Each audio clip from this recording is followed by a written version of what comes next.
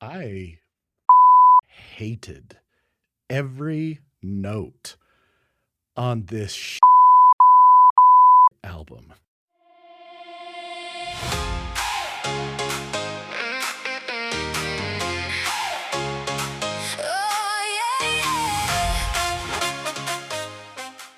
Welcome back to the Middle of Culture. I am one of your hosts, Eden. And I am your other host, Peter. Peter, how are you? Sleepy. Not so much Not sleepy. Weary. I see the weariness. I'm just, the last few days, I decided, and I know this isn't that big of a deal, but I had decided I'm going to make sure I get to at least 12,500 steps every day, in addition to lifting weights and all this kind of stuff. And that's just enough that I feel it. I'm feeling it a little bit. And then Saturdays are always just busy. But how are you? It's been a week, Peter. Yeah? What's going on? Have you not, I mean, you are, tangentially related to higher education stuff. I wondered if you guys were Canva customers. Peter, Canvas customers. Are you a Canvas school?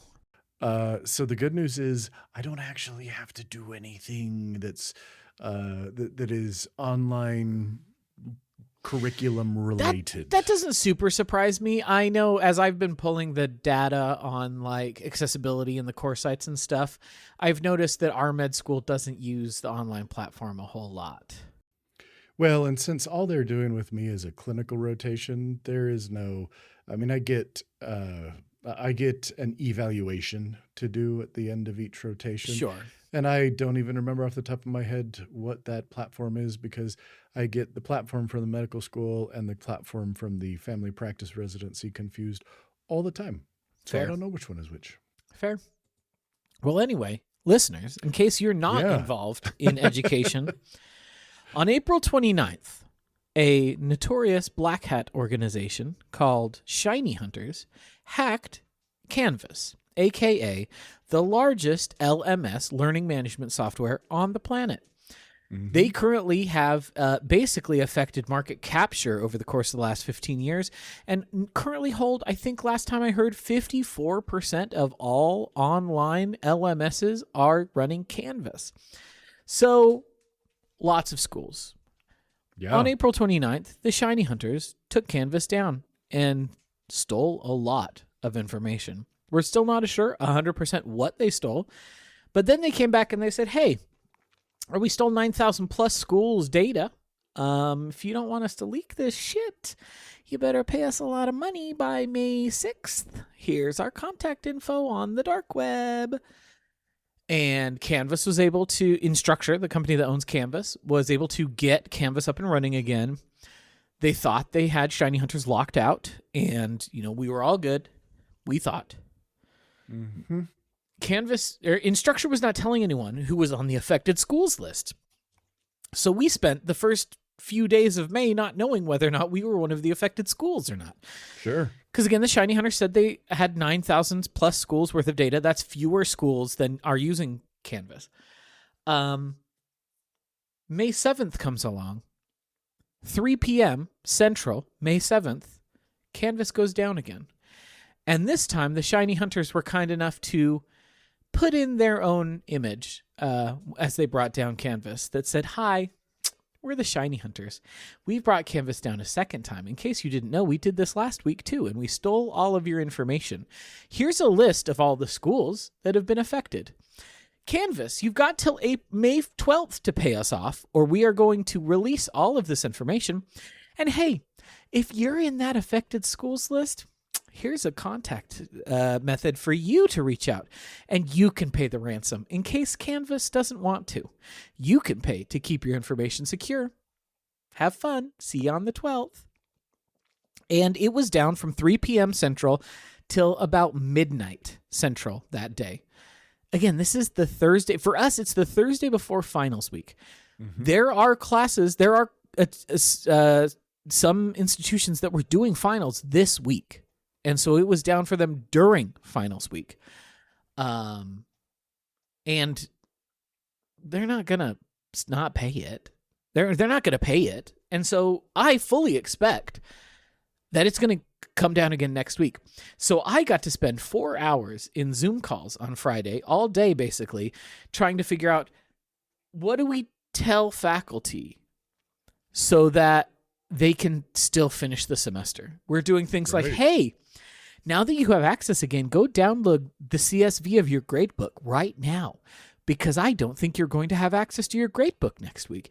Hey, if you were planning on doing your final exam through Canvas, you might want to change how you're going to do that. If you're going to have students turn things in through Canvas, you're probably going to want to figure out if you could have them email it to you, or maybe use OneDrive or some sort of Dropbox sort of scenario. I would not under any circumstance rely on Canvas being available to you next week.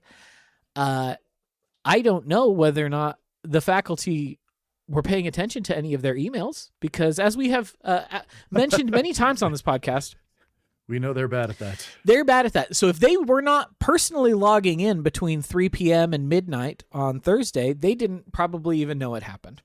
In fact, I know that's the case because I had a couple faculty members who are married to each other, customers of the comic shop, come in, and I was chatting with them today, and they said, "Oh, how was your week, Eden?" And I was like, "Oh, boy." And they were like, "What?" And I was like, "Oh, the Shiny Hunters thing." And they were like, "What?" Jeez. And I was like, oh, you should read the emails the provost sends, guys. You should read the emails the provost sends. And then I said, really, no, go home, and before you go to bed tonight, download your grade books at the very least, because you still need to be able to submit grades, so you better have backups of your grades so you can submit them. Mm-hmm. It was a disaster week. So that's where I'm at. I believe it. I'm sure it was. So that's been the fun in working in university IT for the last week. What you been up to, Peter? How have you been distracting yourself from the horrors? The horrors in general, because there's plenty of them. Yeah, the horrors. Capital T, capital H, the horrors. What have you been doing? What you been up to? Well, let's hit some new music that's come out in the last few weeks before we spend some more time talking about music today. We're going to talk about a lot of music today. Hey, so guess what? Did you know Eden's Seven Dust is still around and they're still releasing albums? Have I ever told you my story about Seven Dust? I don't remember. I have an axe to grind against Seven Dust. Okay. Because I downloaded all of Seven Dust's discography without using a VPN about 15 years ago when I lived in the Purple House, and I got a big old strike from my ISP because Seven Dust was pissed that I was downloading their music so I could listen to it in an MP3 format. You should just... Was it them or was it their label? I don't care. It was Seven Dust. It said Seven Dust. It was their label. It was their label, but the fact remains the label should just be glad anyone wanted to listen to Seven Dust. Come on, guys. And I'm being rude. I'm being rude. I was specifically downloading Home, I think, was the one that I really liked of theirs. And then Animosity was the one that came out after that. Home and Animosity. Yeah, those two were both pretty damn good albums. But I haven't listened to them since I got hit with that with strike warning. The two groups that I ever got in trouble for downloading music illegally, Seven Dust and the Beatles. And one of those makes sense to me, and the other one is Seven Dust. Anyway, new Seven Dust. That's true. New Seven Dust. It's pretty okay. I mean, look, here's the thing. I like Seven Dust. I don't love Seven Dust. I've never loved Seven Dust. Yeah. But LaJohn Witherspoon, he sounds as good as always. Well, so new Seven Dust album. It's all right. After 6 years, Draconian released a new album, Insomnolent Ruin. Draconian are kind of a gothic death doom. They've got the really nice, really good female vocalist, and then they've got the harsh dudes, and then there's some where they got to be bringing somebody else in for some clean male vocals as well. Okay. But they've really got that kind of, Jekyll and Hyde sort of aesthetic going on. It's really good. If you want mopey, sad sounding music that you listen to and go, oh, I probably should have a knife and where are my wrists? That's that kind of music. But I'm really liking it. This is a better one than their 2020 release to me. So I've enjoyed that a lot. And then finally, continuing a trend that was started back in 2024, Testament has released a remaster of their third album, 1989's Practice What You Preach. They did it back in 24. I think it was the same day. The Legacy and the New Order both were released with remasters. They Okay. definitely sounded better. Practice What You Preach sounds better. It needed it badly. Practice What You Preach is one of those where I bought it on like Kobu's or something, and I was like, the first track sounds okay, and then it gets like really quiet the rest of the album, and sometimes it's up, and I'm like, this is weird. I bought the CD so that I could rip it myself in case there was something going on there. Hey, guess what? My ripped versions sounded just as bad. It was really weird. That's weird. Yeah, so this is really bad 80s mastering come to bear, and so it's nice to have a version that sounds better. Practice What You Preach sounds great. I don't know how long they're going to keep doing this, if they're going to do more. I could see 1990s Souls of Black getting this and probably deserving it. I think after that, they sound good enough that they should probably leave those alone. But yeah, it's, listening to Old Testament again is just a reminder that there's a reason they're my favorite thrash band, and I like them way more than any of the big four. Sure. So, little TV, season 21 of Taskmaster is out. I think we've only watched one episode in the last week. In the meantime, we didn't have anything to watch, and me being a little late to the game, my wife was like, let's watch The Good Place. That show's great. That's a delightful show. We're just at the start of season 2, and I'm just having a fun time laughing out loud at multiple points during every episode. So I'm enjoying that. Nice. A little bit of gaming to go along. Actually, first, let's talk books. I thought that once I was done with Dungeon Crawler Carl, I would start a new series. I sat down and started the Red Rising series by, I think it's Pierce Brown now. My brain wants to go there. Anyway, I started it. It didn't grab me immediately. And then all of a sudden I was like, you know what? Like, book 8 of Dungeon Crawler Carl comes out this Tuesday. Maybe I'll do something else. And hey, guess what came out? We have the new System Collapse, I think is the title of the new Murderbot novella. New Murderbot. This last Tuesday. Penultimate Murderbot, she announced. Yep. So I made it through the most recent Murderbot. It's another fun Murderbot. It's not at this point surprising or anything, but it's pretty much what you expect to get, which is some fun existential ennui and contemplation about what it's like to be human through the eyes of a non-human. And so it's another good one. It, continues the trend. Do you feel like it has set up something that will be like, what are your expectations for the final book now that you've read the penultimate book and she's announced, I've got one more in me until I'm done. I'm throwing Murderbot in the recycle pile. Does it feel like it's building? Does it feel like it's building to a climax, like overall arc, like an overarching climax, or has it still kind of felt kind of like Monster of the Weeky in each book? No, the last few have definitely moved to a bigger conflict between Preservation Ox and Barish Estranza, one of the corps, specifically a mining corporation. The last few novellas have really focused on members of Preservation coming in conflict with Barish Estranza. And this one in particular very much is setting up something's going to come to a head, I think, between Preservation and BE. And so I expect that that's where this last one's going to go, because she's been building it that way over the last couple. Okay. Well, it'll be interesting to see how that turns out. Yeah. And, I will, because, again, we've talked about them. I enjoy them. They're light. They're fluffy. I look forward to book 8 of Dungeon Crawler Carl that comes out on Tuesday. So... and then the final thing I'll mention is some games I've been playing. It's 2026, so of course, guess what time it is? It's time for another Diablo 4 expansion. The previous expansion, Vessel of Hatred, didn't grip me. I never actually finished the story of Vessel of Hatred, and I didn't find the Spiritborn class. I don't know. It just wasn't clicking really well for me. And I don't know if it was the class itself or if it was the story of that campaign, that just something about Vessel of Hatred didn't really do much for me. I am much more enjoying this most recent one, Lord of Hatred.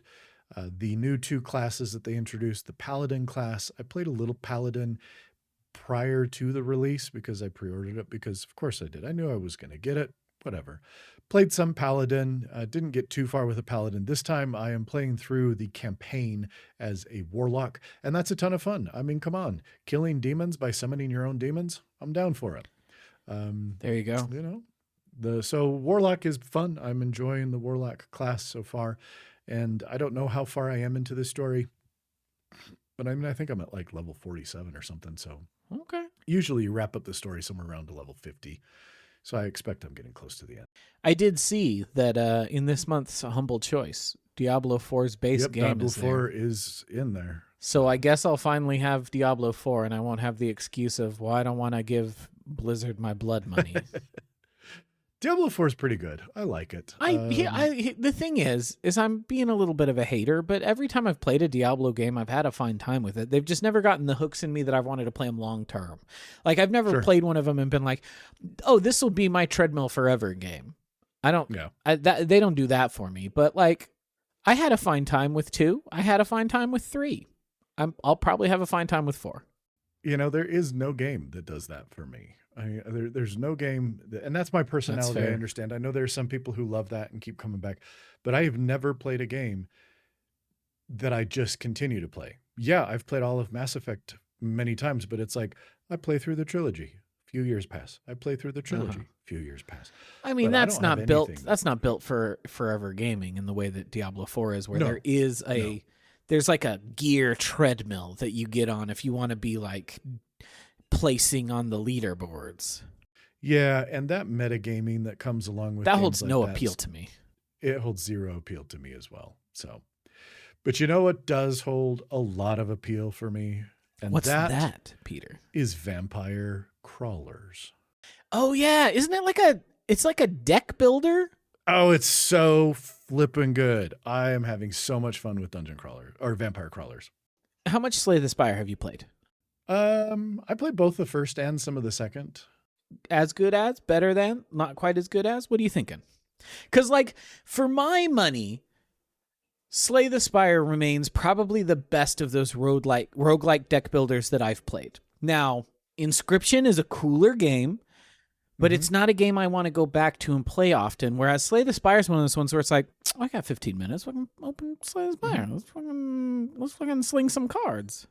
So right now, I would say pretty much, for me at least, I think it's about as good as. Hell yeah. The one difference is that it is a dungeon crawl type thing. So you know, old school, you've got the little forward, side, backward, turn keys at the bottom. So you're moving forward through the dungeon one space at a time. We'll move forward, turn, run. So like like an Ultima or a Legend of Grimrock for being like a throwback version. Yeah. Okay. That was the one I was trying to think of, Legend of Grimrock. So I never really gotten into any of those, but this does that well. So you're building up and you'll run into fun little things on the course of a level where you can upgrade a card, or you can fuse cards, or you can trade a card in for a permanent boost in this, or you can do that, or you can pick up other random cards.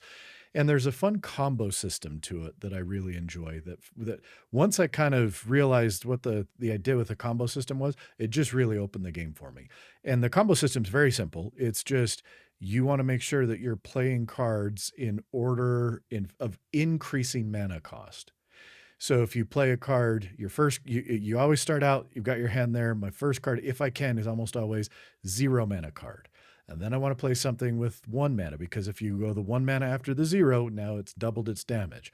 If you then go 0 mana and a 1 mana, now if you've got a 2 mana card, it's going to be even more powerful when it hits.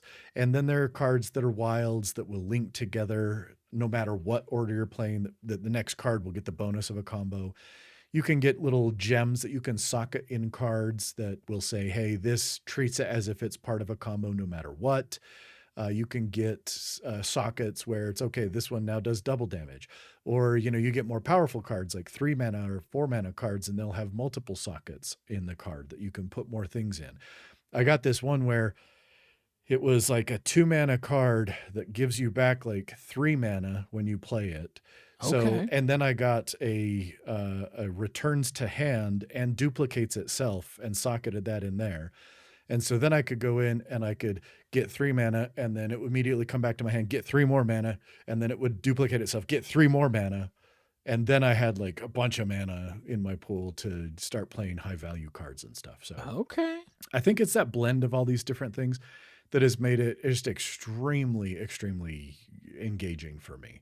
I've played a lot of it in the last week or so. And, I don't remember off the top of my head how much it costs. I'm sure it's very I'm looking it up inexpensive. right now. It is $10. So Yeah, double the price of Vampire Survivors. They're bilking us all. Yeah, I could not highly recommend this enough. I mean, especially at $10. I've easily gotten $10 of enjoyment out of it just this last week. So, Vampire Crawlers is a lot of fun. I'm really digging it. I mean, I really liked Vampire Survivors. Yeah. The and thing the nice is, thing you about can get. this, I never actually bought Vampire Survivors. I played that when it was on Xbox Live back before I stopped giving John Microsoft their blood money for Xbox Game Pass. yep. You can get Survivors and Crawlers for $13. That's a hell of a deal. I mean, it's hard to go wrong there. Both of those are really fun games. So, yeah, that's what I've been checking out. But what about you? What have you been using to make it through things like Canvas getting ransomwared? So obviously, as I said, main job has been busy. Side job also busy because last week was Free Comic Book Day. Yep, It was buck wild. And seriously. for lots of reasons, but I gotta say, I don't want to read Dungeon Crawler Carl, but I gotta give that barefooted pervert some props. Because we had people lined up outside our shop that opens at 10 at 8:45 because they wanted Dungeon Crawler Carl issue 0 that bad. Okay. It was the first comic that we ran out of. And we ran out of it by like 11:15. The masses yearn for a Dungeon Crawler Carl OGN, apparently. And they all wanted it. And to be fair, this was not just us. It was not just us. I was seeing people selling them on eBay for $34 by the end of that Tuesday. By the end of the day on Free Comic Book Day, people were already flipping them on eBay for $30+, which is buck wild because the book is coming out soon, guys. It's an OGN. It's not. You don't even need this. This is the first 15 pages of a book that's coming out in like 2 months. It did, however, make my boss go like, I think I need to order more copies of this shit than I was planning on ordering. And I was like, yeah, we probably want to have a few on hand. This is normally when a new book comes out, unless we know it's popular, unless we have like really good vibes about it, or we know it's coming from a creator who's established, who we know sells comics in our shop, we usually only get one, maybe two of a new book, but often we just get one of a new book. If it sells, great. We'll stock 2 maybe if it sells in the first couple of days. But often it sits on the shelves for a bit, and then it'll eventually sell, and we'll replace it with 1. That's how it goes. There are some exceptions, like I say.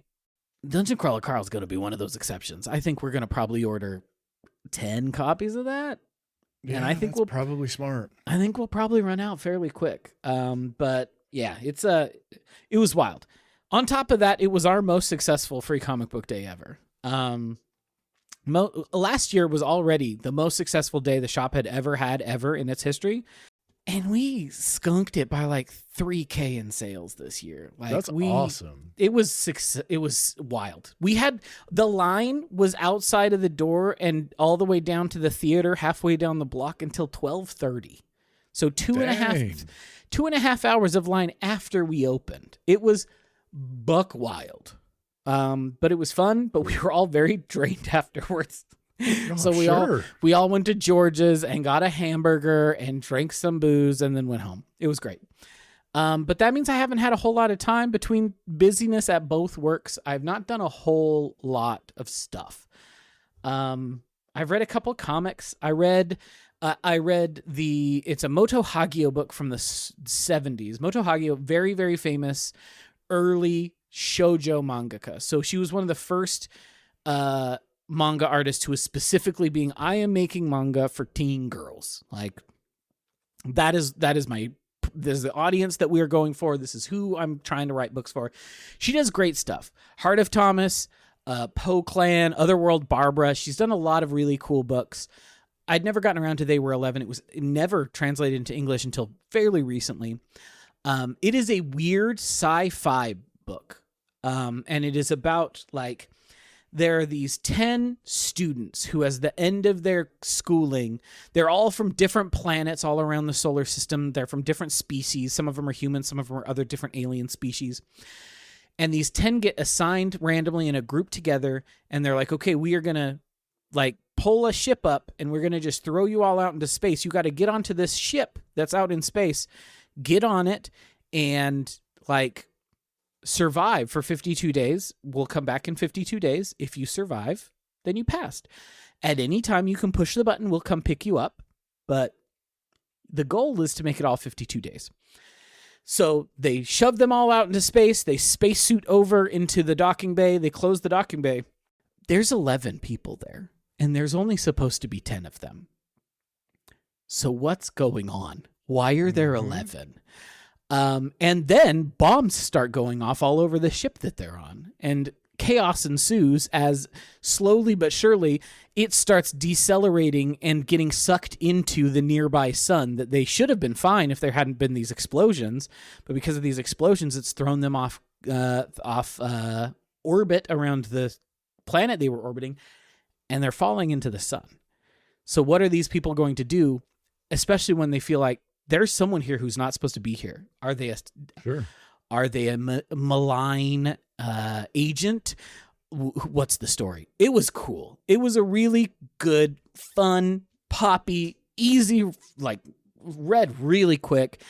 And most importantly, it looks like that. Moto Hagio is one of the greats. Like, she has such a distinctive style that, like, really big eyes, you know, really kind of pointy faces, and she just really excels at that early shoujo style. It's like her and Ryoko Ikeda, who are the two, like, queens of that in my heart. This was great. I had a great time doing it. It wasn't like weird, moody melodrama in a school, which is what most of her stuff is, or weird, moody melodrama with immortal vampire siblings, which is what the Poe Clan is. It was weird, moody melodrama in space. So I had a great time with it. Space. Yeah, that's the vibe. It was really, really fun. And that's the only thing I've really had time to read. It was one of those things where, like, I talked about those Clement Wist books. I really liked them. I read like 4 of those suckers in 2 weeks, and I ain't opened a prose book since because I've been fried and I haven't had time or energy to do anything. Let's see if there's anything else worth mentioning. I have gone back to Wuthering Waves because new characters came out and there was new story that, like, tied up some of the stuff. And so everyone was like, oh, you got to go back and play Wuthering Waves. And I was like, okay, I'll go back and play Wuthering Waves. And the thing is, the writing's not great in that game. It's pretty good for, like, that kind of game. It's not great.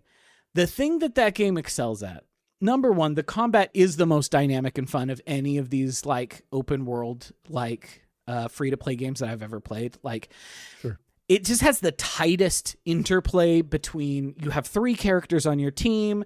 They've got, you know, abilities. They've got ultimates that you're trying to build energy for. They've got interplay between them when you intro and outro from one character to another, if you've done certain things to make their intro or outro more powerful. And it's just, it plays really good. Like, the combat's really tight for this type of game. And the other thing that Kuro does that, like, none of these other ones do, the cutscenes are fucking bonkers, dog. There's this scene in the newest patch where you are piloting a mech and you're going up against this other mech, and it was one of the wildest cutscenes I've seen in a video game in a hot minute. It was so good, and like it looks cool and the action is exciting, but it also is emotionally impactful. They're really good at, like, wringing the emotion out of these characters that are kind of mid-written. They're not, like, poorly written, but they're not really well written. And we're not talking about a game, like, it's not going to win Writing of the Year, any of these games. Sure. But it could win Cutscene of the Year. It could win Action Scene of the Year because they look freaking bonkers. So it's been fun. It's been fun to go back to that. The other thing worth mentioning is I played and have already uninstalled the stupidly named Neverness to Everness, which is... Okay, that is a terrible name. It's a terrible name, Neverness to Everness.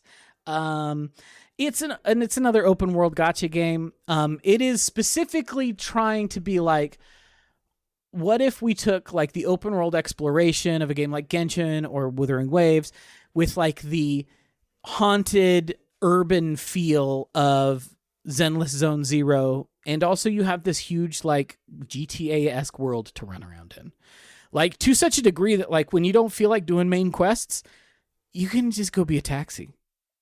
You can just be like, oh, I'm gonna get online, and I'm an Uber driver now, and I'm told to drive here, and I've got X amount of time to get to the pickup, and then I got to pick up a passenger, and then I got to get them. I got X amount of time before they get pissed off, and they want me to drop them off wherever. And the faster I get them there, the more money I'm gonna make, and the better ratings I'm gonna get, which means I'm gonna get like it is genuinely it's driving a freaking Uber. And so there's all this sorts of cool stuff in it. It's a pretty okay game. The writing was not great. It did not put its best foot forward. Like the second main quest was surrounding this terrible mascot character that only ever says his name like he's a freaking Pokemon, and it was not the thing. They should not have made that the second main quest of the game. But then there was this whole thing where people discovered that a huge number of like background stuff in this big urban world was generative AI with like no human hand whatsoever. They were just like, ChatGPT, shit us out 15 posters, and then they slapped them all over the world or whatever. And like, that was one thing. But then their like response was like, oh, you know, we were gonna fix those things, and then we just never got around to it, but we've replaced them now. And then we went and like people went into the game and looked at the replacements. They were like, that's just more generative AI stuff. You just generated new things.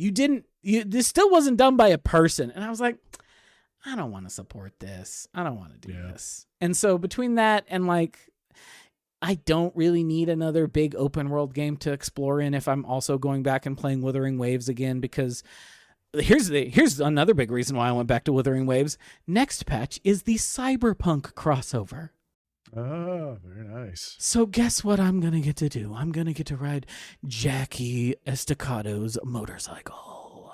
Mm-hmm. And Rebecca and Lucy from Cyberpunk Edge Runners are going to be there, and I can play as them. And so I was like, I don't really have the time and energy to do two of these games.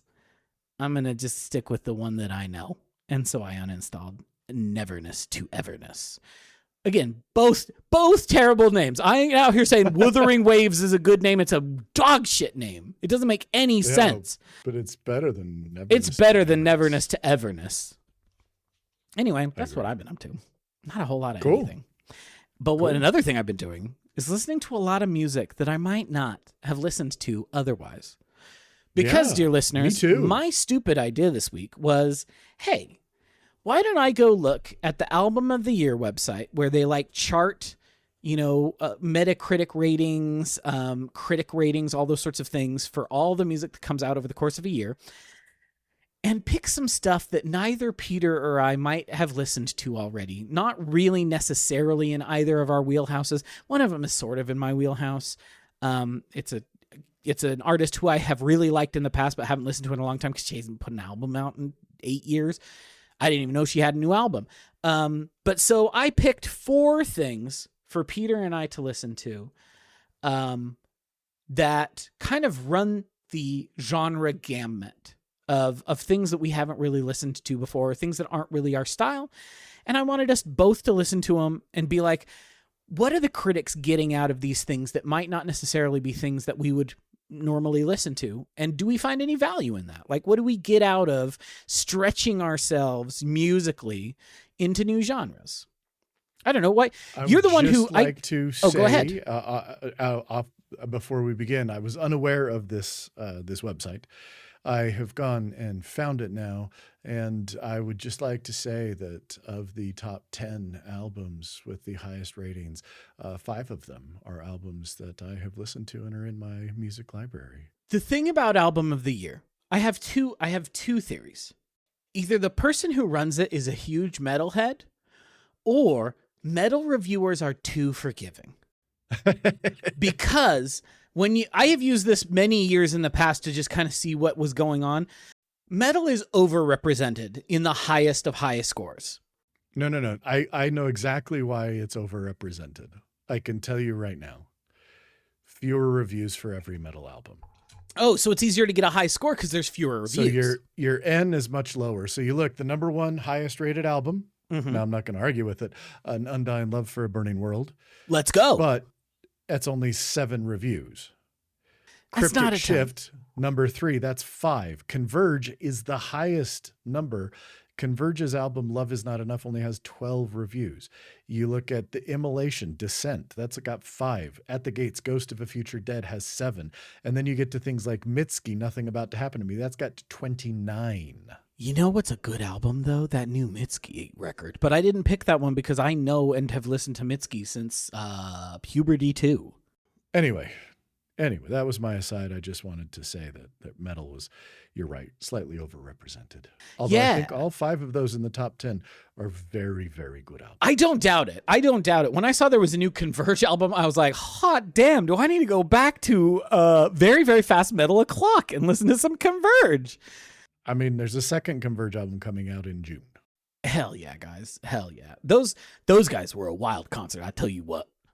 I believe that. Yeah. Those guys play fast. Anyway, so the 4 albums that I picked for us to listen to, I'll name them all off, and then I'll let you pick where we want to start.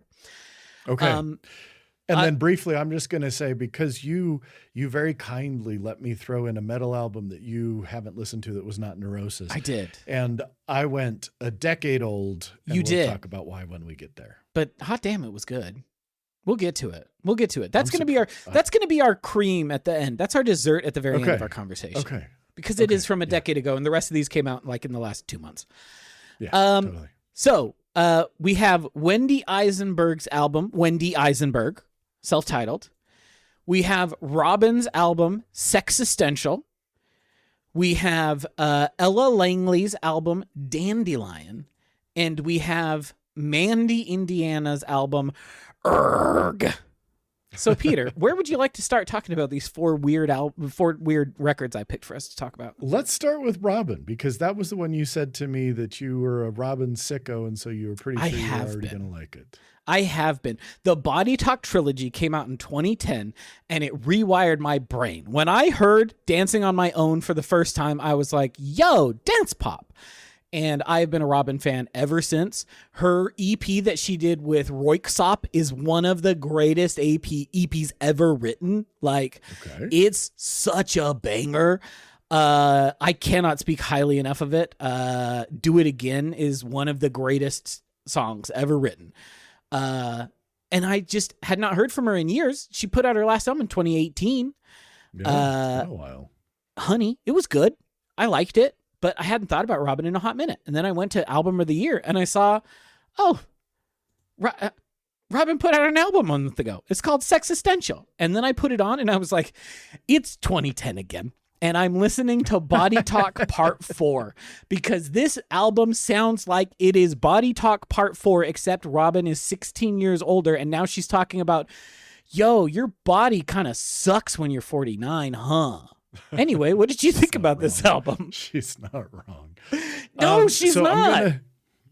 I'm gonna tip my hand early here. Hit me. And I'm gonna say, if I had to pick a favorite out of these 4 albums in terms of the one that I was like, this is the one I find most enjoyable to listen to, it would absolutely have been Sexistential by Robyn. Okay. Nice. So, I mean, here's the thing. It goes down pretty easy. Oh, it's smooth listening. This is real smooth, real listenable. It's 30 minutes long. Yes. I mean, it's just, this is easy, fun, light. It does exactly, I assume, I am wrong. I could be wrong. But in thinking of kind of what I would say, well, what does a dance pop album want to do? This does that. Oh, yeah. I mean, I feel like this just does that. Yeah.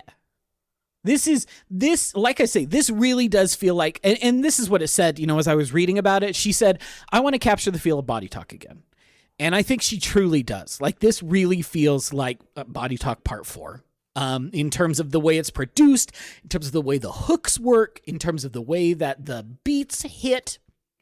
It's not very different. It's a bit different from the stuff she was doing that's a little more experimental, a little weirder when she was working with Röyksopp in the mid-2010s.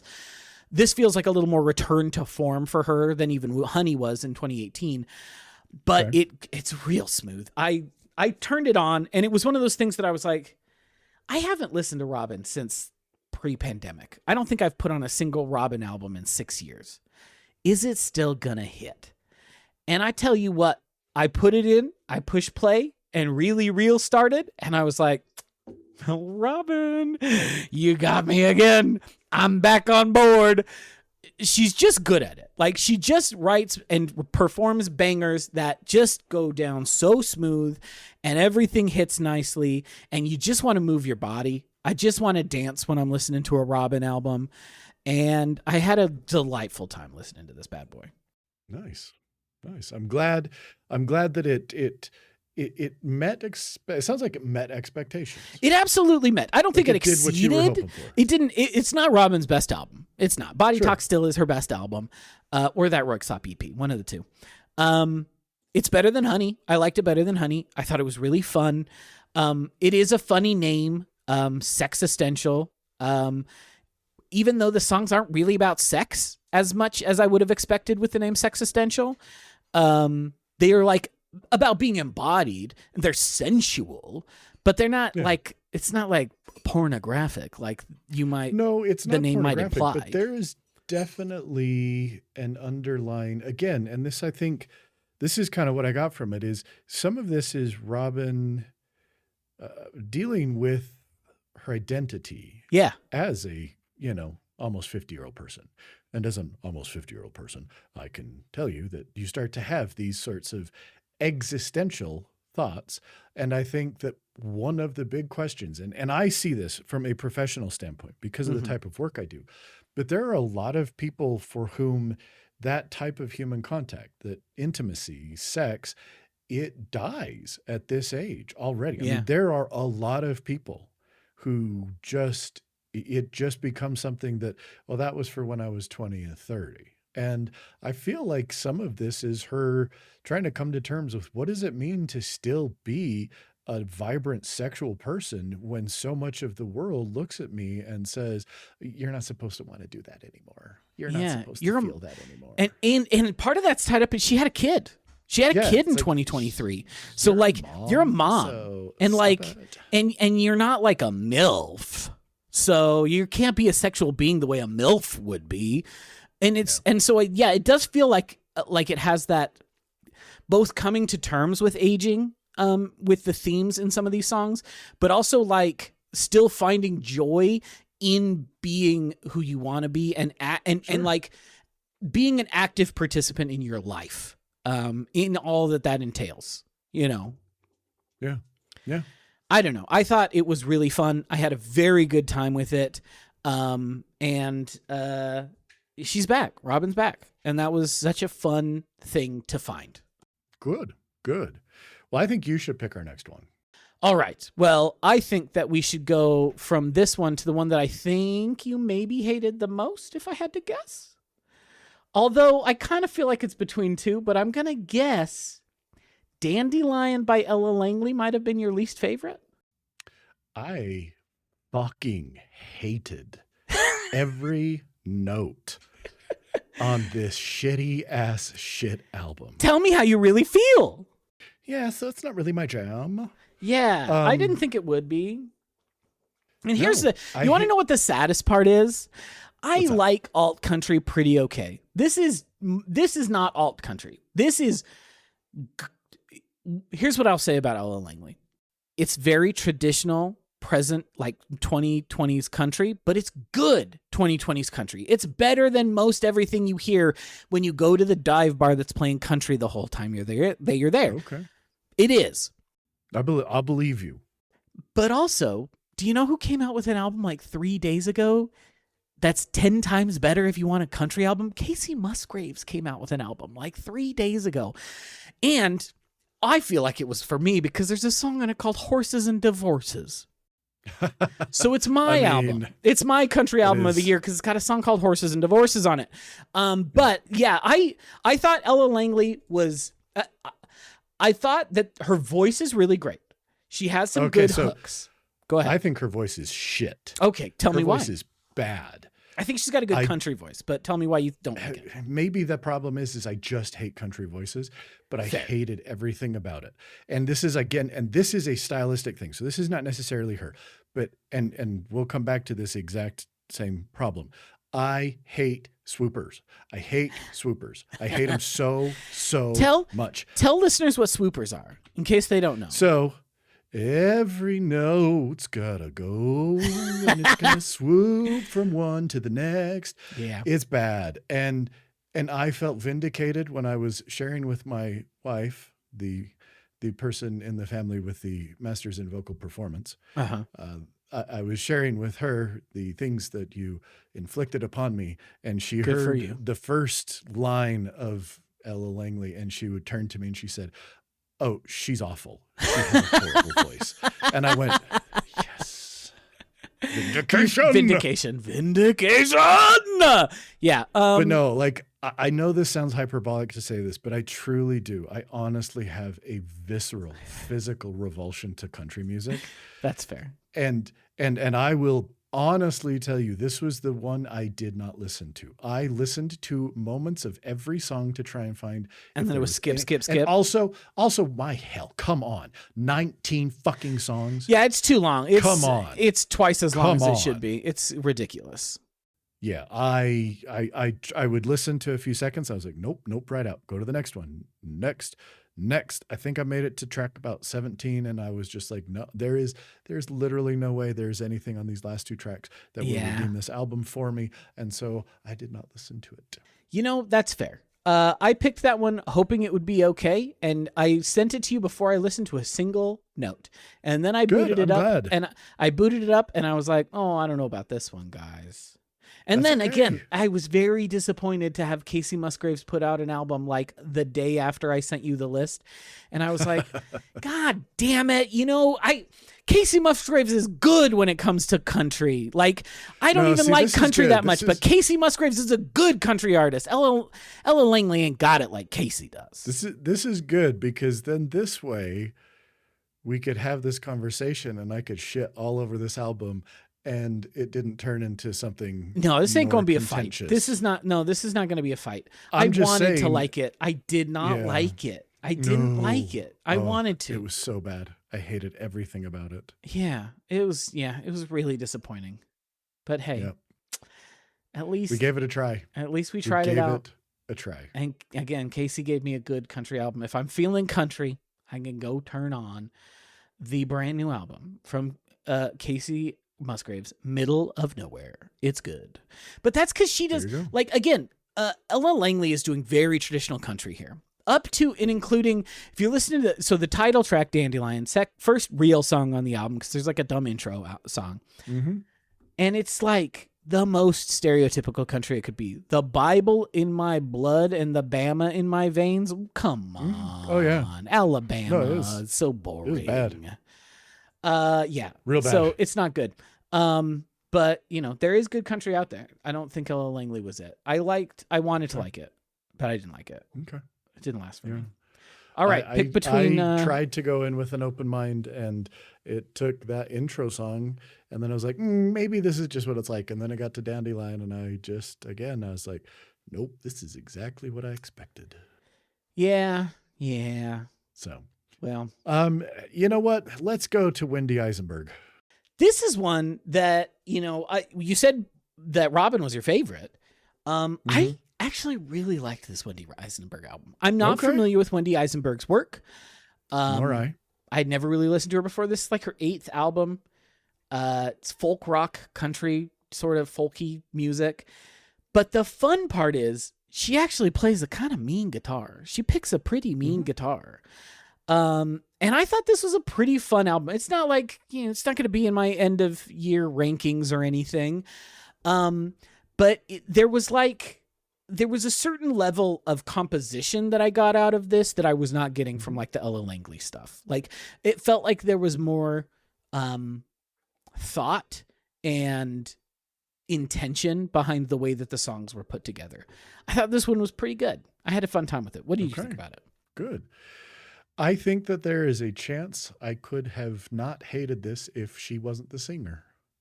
Go on. I hate her voice and everything about it. Why? I didn't like it that much. Oh, it's horrible. So again, she does the swooping up and down every note she swoops, whether it's up or down, every single note.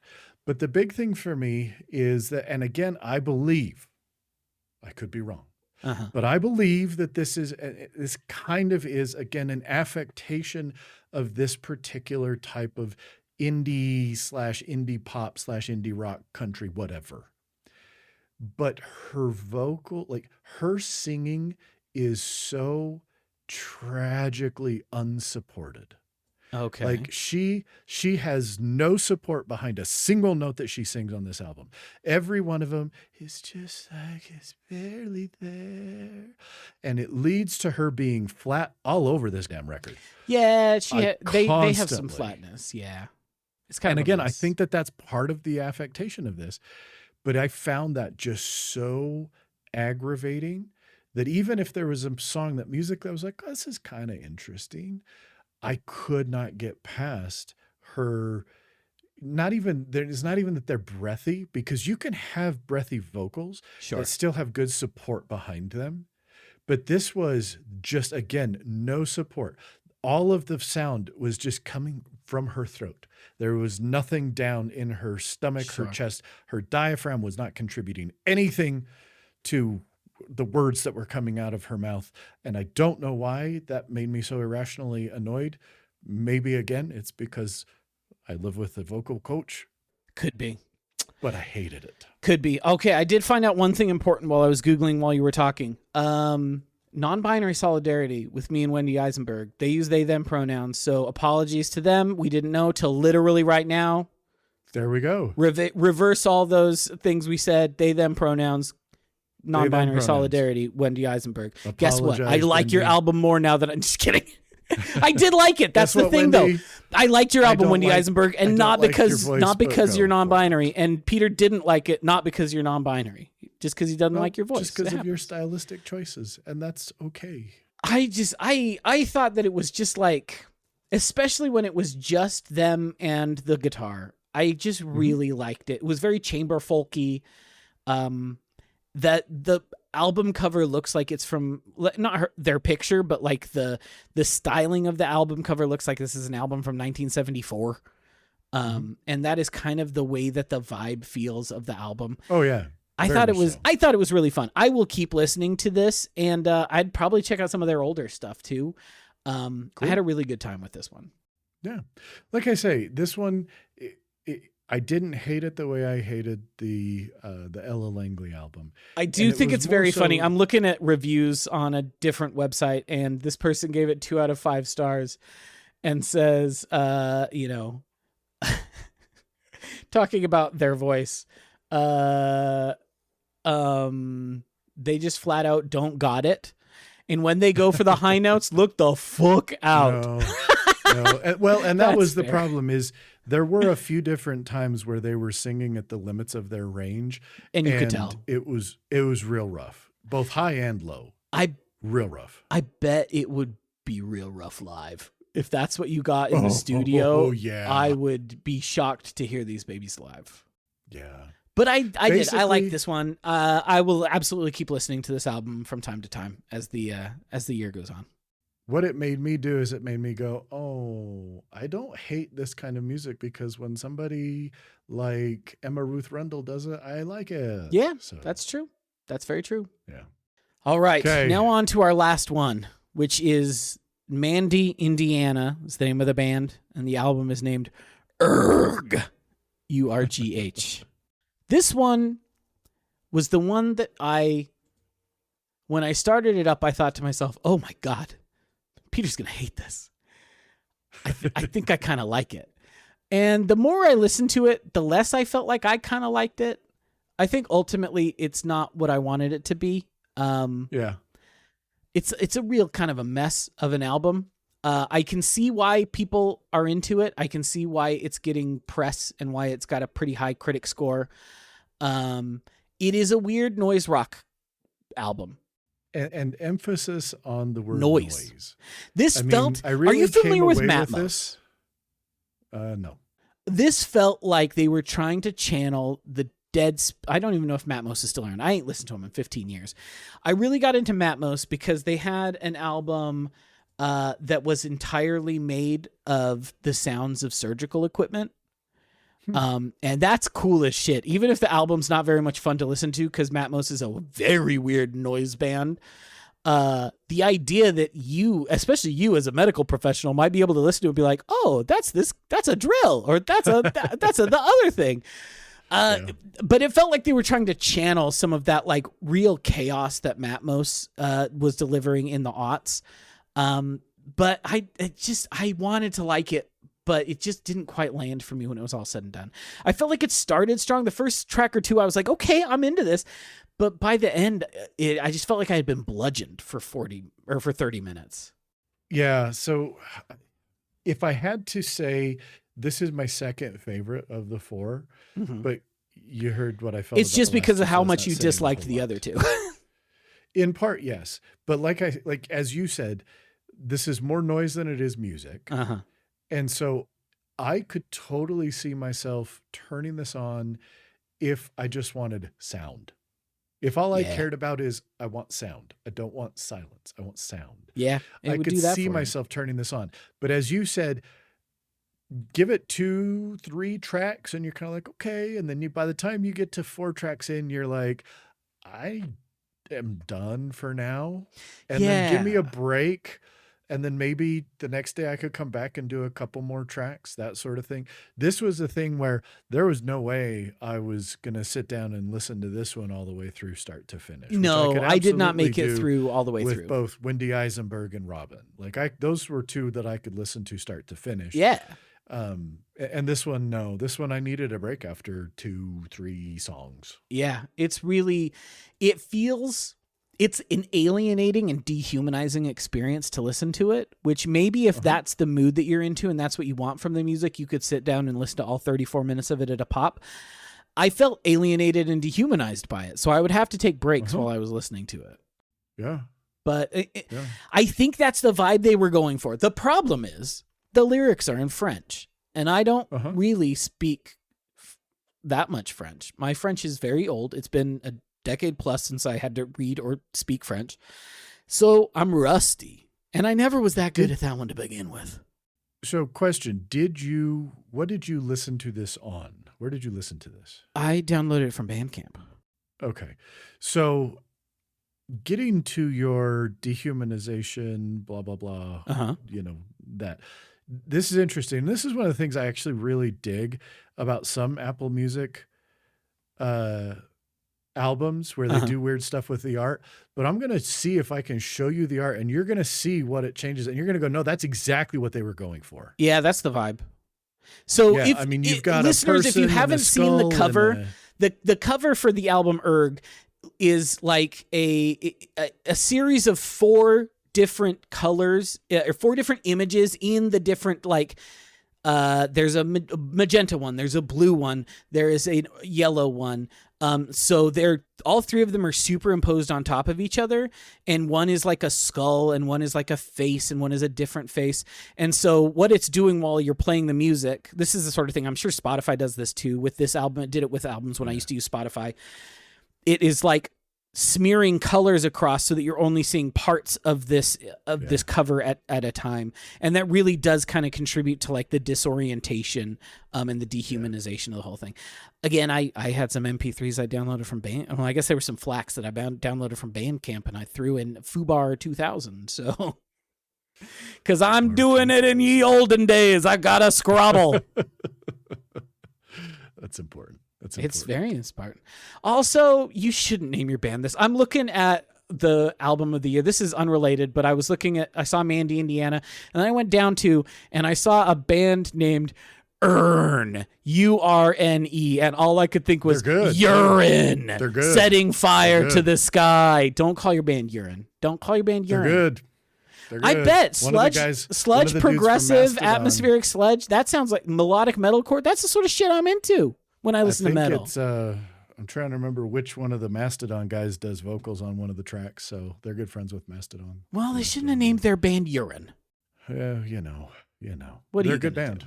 Well, They're I good might band. have to listen to them, but I'm going to make fun of their names every time I think about them. All There right, you go. so You totally should. the dessert. The thing, The Peter. dessert. So I said I feel a little bad because I know from the jump I'm going to like this Robyn album, and as you all heard, I did. So I said, Peter, give me a metal album that you think I should listen to that I haven't listened to yet. And so what did you give me, Peter? Well, we've talked about it here on the podcast on a few different occasions, We sure especially have. when we did our Desert Island albums, because that was when, in putting together those 5 albums, where I was like, okay, what are the 5 albums? If I could only listen to these albums for the rest of my life, what are the 5? And this was one of them, and I knew it would be one of them going in. Uh-huh. But over the last 2 years, this album has far and away taken over as my most listened to album. And that album is 2016's Slow Forever from Colorado duo Cobalt. You know, it was a pretty good album. Is What's that, Cobalt Aiden? Slow Forever? Oh, man, Holy- I'm so glad to hear that. Holy God. I started this thing up and I was like, oh, okay. Like honestly, it's not as heavy as I expected it to be. For being your number 1 all-time best album, like it's heavy. I ain't out here saying it ain't heavy, but it's No. it's some black and sludge, but like, Well, I it's mean, not- that's the thing is so, okay. So real briefly, Cobalt's been around since 2002 and they released War Metal, Eater of Birds, and Gin in 2009. Gin in 2009 was almost universally penned as one of the albums of the year for on the metal scene, and is really sort of credited as being, if you had to say what are some of the most important American black metal bands, Uh-huh. Gin would be in that top 3 Sure. with bands like Agalock and others where the sound of the music is essentially tied to their geography. Sure. You listen to Agalock and you cannot You help can but feel the just be- Pacific Northwest. you feel you feel it. And with You these feel like guys, you're you in Forks. feel- And you feel like the Yeah. vampires in Forks are going to come and save you when a It's car true. almost hits you. And I'm joking, true. but like And they're it gonna is the vibe. sparkle. When you're watching Twilight and you see those vistas, you're like, oh, that's an Agalock album. What if they played Yeah, that yeah. instead of Muse? Maybe I'd like these movies even more. And I think that 2009's Gin really cemented that and kind of Western Americana. Uh-huh. But then there was a lot of turmoil in the band. The previous vocalist had served a couple tours in the army, both in Iraq and in South Korea, and was suffering from some PTSD, but was kind of online going on some homophobic, misogynistic rants. And so Eric Wonder kind of reached out and he's like, you know what? Look, You gotta go, we've been, bro. Like, you're out. Like, you're out. I'm sorry. I can't condone that. You're out. And so then he gets from, oh God, what's the guy's name? Anyway, he gets a new vocalist. They get Charlie Fell. together. Charlie Fell, thank you, from Lord Mantis. And they get together and they start working on Slow Forever. And it takes until 2016 for this album to come out. So it's 7 years from Gin before it finally comes out. And in the meantime, this is no longer a black metal album. Mhm. Slow Forever is, like you said, it is progressive, sludgy, posty with blackened overtones sprinkled throughout. Yeah. And as much as I love Gin, this is a better album because of that. Because, I mean, look, Eric Wonder he does all of the instruments. Uh-huh. So all of the instruments were Eric. Charlie Fell does the vocals, but Eric at his heart is a drummer. That's what he did when he toured and played with Jarbo, is he was drummer for Oh, he Jarbo. was Jarbo's drummer. For at least some time. Oh, that's He fun. played drums for Jarbo. So, and you can tell, like when you listen to Slow Forever, you're like, Oh, Oh, yeah. yeah, The this dude's a drums are drummer. really, really forward. oh yeah, forward and crisp, and they've got a punch to them, and they're very dynamic. But there are moments where I'm listening to it, and you can go, "Oh no, there's even some like Danny Carey elements and influence in here. There's some Tool drumming vibes as well that he's bringing in. So they really bring a lot of stuff together to make Slow Forever. What about it did you like? I'm curious. I mean, you said this was a pretty good album. What really? What worked? No, I was really from the start really impressed with it. I felt like the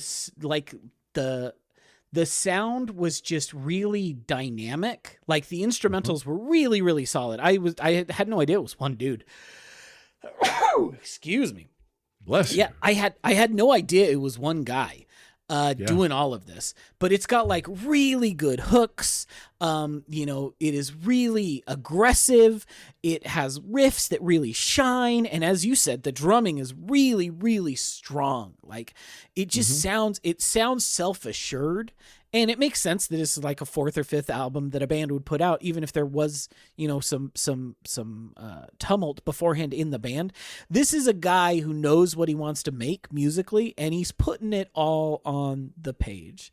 He's playing for like 84 minutes. He's putting it all on the page. To use Gen Z parlance, he's putting his whole guitarissy out there. Like he is doing the damn thing. And the vocals are really solid. Like he has a good scream. Like it's not like I have a lot of problem with screams over growls. I prefer a growl over a scream if we're doing metals. Sure. There are some exceptions to that, but I'm a growler, not a screamer when it comes to listen. I like it down here. I don't like it up here. Mm-hmm. This is pretty good. It's a good wail. And intelligible. Surprisingly, you can understand most of the words. You can understand a lot of the words, which is rare for a black and metal scream. Oh yeah. I mean, so. I've spent my time in the Ulver mines back when Ulver was a black metal band. You don't know what those. It might be in German. I don't fucking know. There's no way of knowing because all you can hear is. You can't understand it. There's a reason those guys pivoted to like singing. It's because they're like, I can't do this for the rest of my fucking life. Right. I'm impressed by any metal vocalist who can. But yeah, no, I had a really good time with it. I'm going to this is absolutely entering the rotation of things I'm going to be listening to for the next few months too. I was really impressed with it. It's too long. It should be 50 minutes. 80 minutes is too long. It is at least two. It's at least 2 discs. But it is very long 2 discs. But I had a good time with it. It was one of those ones that every time you've brought it up, I've thought to myself, I should go listen to that. And then I never have. So I'm glad that you finally had me do it because it was worth my time and worth the effort of giving it its 84 minutes or however long it is. And it is long. You are right. It is long. I am the sicko who I go, but I couldn't cut anything. Even Iconoclast, which is mostly just a little bit of guitar and, Ernest Hemingway talking for a couple minutes. You need the breather. Still like it's in there. You need the breather between Final Will and Slow Forever. Well, and again, that's the thing is the way that Slow Forever comes pummeling in out of the gate with that riff and the drums. Just no, you needed having that breather. break in there. Yeah, but it was. Here's the thing. It was a lot of fun. I'm glad you liked it. I think that, and of course, as I mentioned a few months ago when it was announced, I am incredibly saddened that Eric Wonder has passed away. Wish him and his family still all the best. It's sad that we'll never get any more Cobalt, but what a hell of a thing to go out on.